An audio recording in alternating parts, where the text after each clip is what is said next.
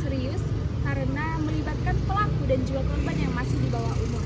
Nah, melalui video ini kami akan mengkaji kronologi, faktor penyebab, analisis hukum, serta solusi pencegahan agar kejadian serupa tidak terjadi kembali. Ini bermula dari hubungan pertemanan antara pelaku dan korban yang sudah lama terjadi. Namun, sering sekali terjadi konflik di antara mereka. Pelaku diketahui memiliki dendam sejak kecil kepada korban. Bahkan saat duduk di sekolah dasar, mereka pernah terlibat konflik kekerasan antar fisik. Diduga pelaku yang masih di bawah umur menjadi penyebab kematiannya korban.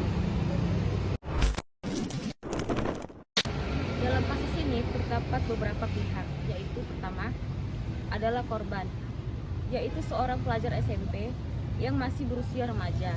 Kedua adalah pelaku, yang juga merupakan anak di bawah umur dan memiliki hubungan pertemanan dengan korban.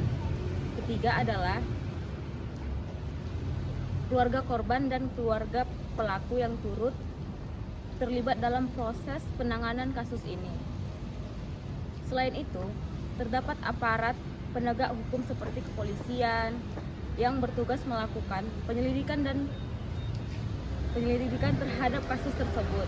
Ada juga lembaga terkait yang berperan dalam memberikan perlindungan terhadap anak, baik sebagai korban maupun sebagai pelaku. Hal ini menunjukkan bahwa kasus kekerasan antar anak bukan hanya persoalan individu, tetapi juga melibatkan tanggung jawab berbagai pihak. Terdapat beberapa faktor yang menyebabkan kasus ini terjadi. Yang pertama itu adanya dendam pribadi yang tidak diselesaikan dengan baik sehingga berkembang menjadi tindak kekerasan. Yang kedua itu kondisi emosional suatu siswa tidak stabil sehingga mudah terpengaruh dan bertindak secara impulsif. Yang ketiga itu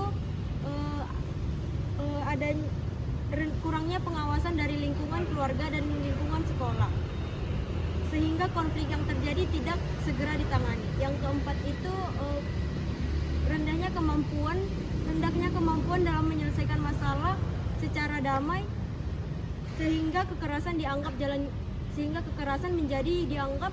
menjadi jalan keluar.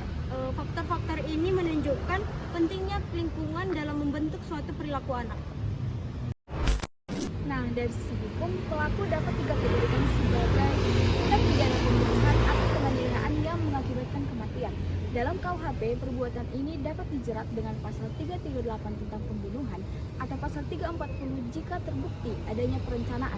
Selain itu, dapat juga dikaitkan dengan pasal penganiayaan yang mengakibatkan kematian tergantung pada pembuktian.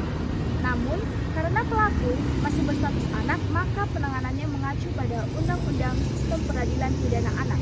Dalam sistem ini, pelaku tetap bertanggung jawab secara hukum, tetapi dengan pendekatan pembinaan dan rehabilitasi, sehingga tetap menjaga keseimbangan antara penegakan hukum dan perlindungan anak.